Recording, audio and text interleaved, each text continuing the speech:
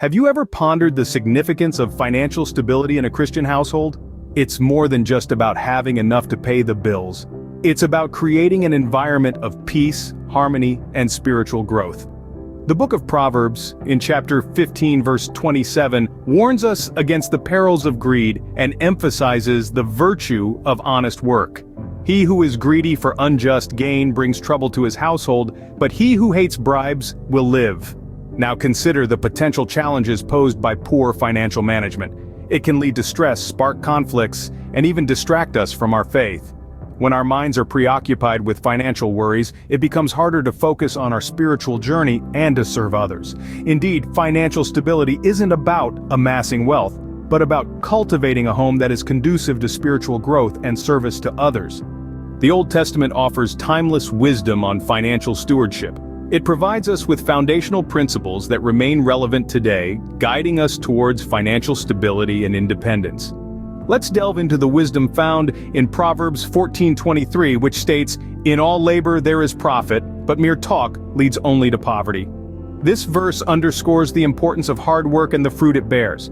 It teaches us that diligent labor, coupled with wisdom, can lead to financial prosperity. It's not about chasing wealth for its own sake, but about the discipline, resilience, and character that are cultivated through hard work. Next, let's move to Proverbs 22:7. "The rich rule over the poor, and the borrower is a slave to the lender." Here, we are cautioned against the pitfalls of debt. Debt can lead to financial bondage, limiting our ability to live freely and generously.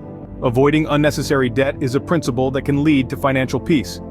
Finally, consider Proverbs 6:6-8, which encourages us to observe the ant and its diligent saving for the future.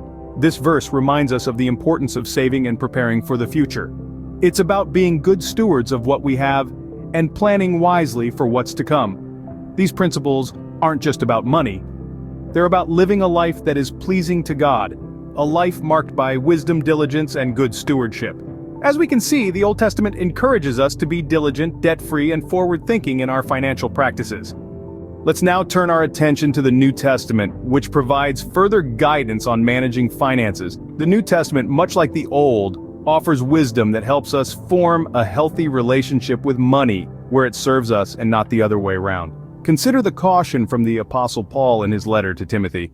He warns us of the danger of the love of money, writing in 1 Timothy 6 verse 10, "For the love of money is a root of all kinds of evil."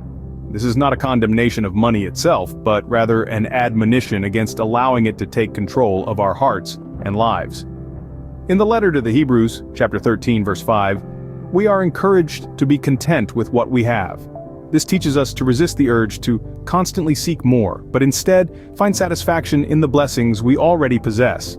Moreover, the New Testament encourages generosity, as we can see in 2 Corinthians 9 verse 7. "Each of you should give what you have decided in your heart to give, not reluctantly or under compulsion, for God loves a cheerful giver." This verse reminds us that our wealth is not simply for our own consumption, but also a means to bless others. From the New Testament, we learn to keep money in its rightful place, serving God and others rather than allowing it to control us. As we wrap up, let's reflect on what we've learned about godly financial stewardship. We've explored the significance of financial stability in a Christian household, a cornerstone for fostering peace and harmony. We've delved into the Old Testament, gleaning wisdom about the virtues of hard work, the caution against accumulating debt, and the foresight in saving for the future. Our journey through the New Testament revealed the importance of contentment, a reminder that our worth is not measured by material wealth. We learned about the beauty of generosity and how it reflects the love of Christ in our hearts. We were also reminded to keep a proper perspective on money, understanding it as a tool, not a master. In our pursuit of financial stewardship, let's remember these teachings. Let's be diligent, prudent, content, generous, and wise. Remember, it's not about how much we have, but how we use what we have for God's glory. Let's strive to be good stewards of the financial resources God has entrusted to us.